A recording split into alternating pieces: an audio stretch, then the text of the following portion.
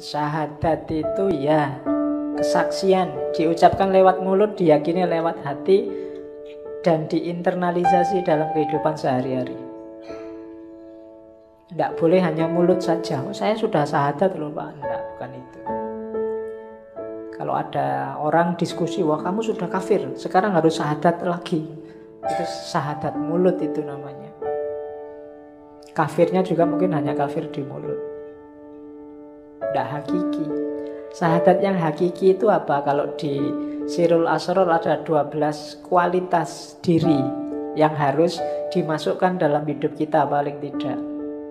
Ada la ilaha illallah, ada Allah, ada Hu.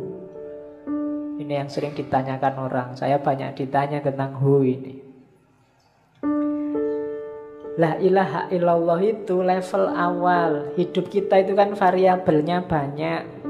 Level takholli itu la ilaha illallah. Buang semua, sisakan Allah saja.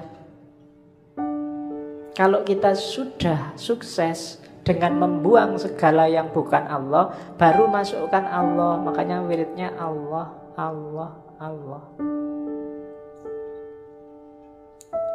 Kalau level Allah kita semakin naik, kesadaran kita semakin tinggi. Kalau masih Allah itu kan seolah-olah ada makhluk di dunia ini, terus ada Allah di sana yang namanya tiap hari kita sebut. Tapi begitu kita sadar bahwa ya semua yang ada di alam semesta ini manifestasi, tajalli dari keberadaan Allah, akhirnya tinggal Hu. Hu itu dia. Bahasa Arab dari huwa. Di mana-mana ada dia, maka wiridnya tinggal Hu. Itu juga masih berjarak, nanti pada puncaknya sudah tidak ada kalimat lagi. Jadi ada Allah, awalnya la ilaha illallah, terus Allah, terus huwa, dia.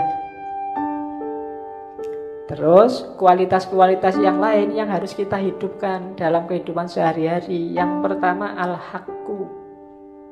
Kita harus, Allah itu maha kebenaran, dan kita harus menghidupkan kebenaran dalam hidup kita. Orang yang hidupnya memilih jalur bukan jalur kebenaran, berarti dia keluar dari syahadat,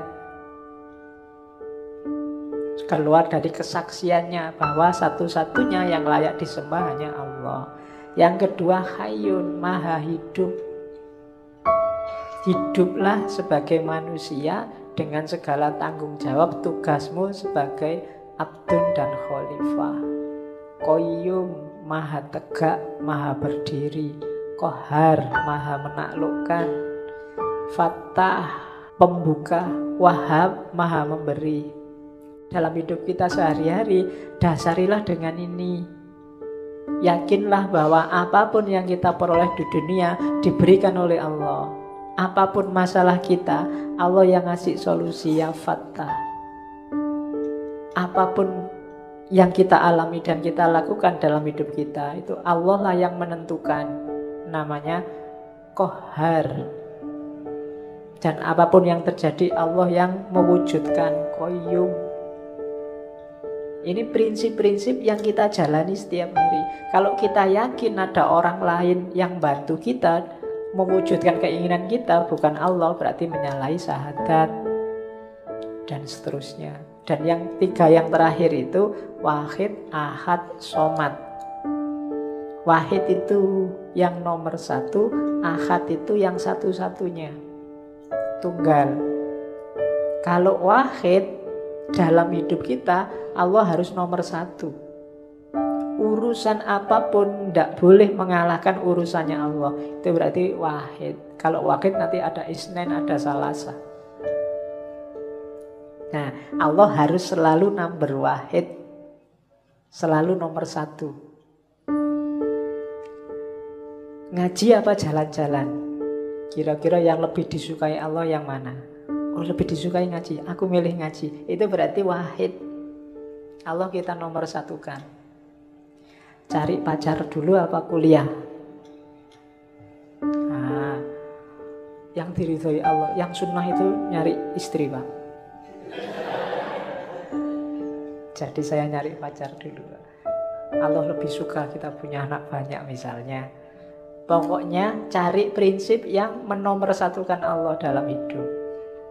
Yang kedua ahad. Kalau ahad itu ya Allah lah satu-satunya.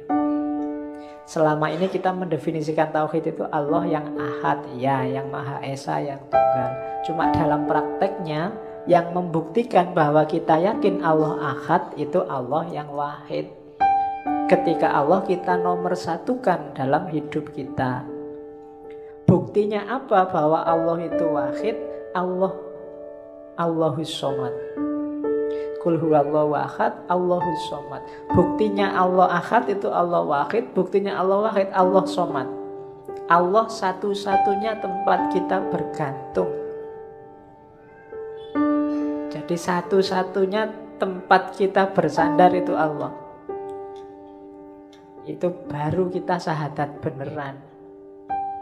Kita tidak menggantungkan diri pada ijazah, pada IP, pada gelar, pada uang, pada jabatan, pada pekerjaan. Allah saja tempat kita bersandar. Itu berarti Allahus somad. Ini kualitas syahadat nomor 1. Mengucapkan syahadatnya gampang, cuma implikasi dan konsekuensinya panjang. Kalau sekedar asyhadu alla ilaha illallah wa asyhadu anna Muhammad Rasulullah saja gampang. Tapi dari situ kan konsekuensinya panjang. Jadi diucapkan lewat mulut tapi juga diinternalisasi dalam hati, diwujudkan nanti dalam perbuatan. Wahid, ahad, somad, hayyun, qayyum, qahar, dan seterusnya.